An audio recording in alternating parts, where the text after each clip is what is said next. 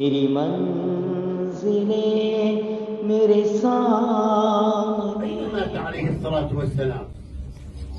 مات في المعركة في الجهاد في سبيل الله، مات في مكان أسمى من ذلك، كل شيء بترتيب رب العالمين.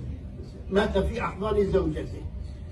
كان عليه الصلاة والسلام يفتح باب السيارة لزوجته، ويفتح باب السيارة وهو لا عنده سيارة ولا قاري، كان يضع يده رجله لتركب عليها لتركب الدابة. أي مقام هذا؟ نعود إلى ماي والد ماي أبو عمر. حديث الرسول عليه الصلاة والسلام: إنما هو جنتك ونارك. إنما هو جنتك.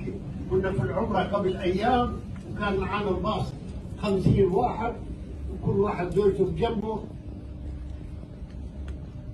بقول لهم لا إله إلا الله. لا اله الا الله. امسكوا يا اخي، امسكوا. لا اله الا الله.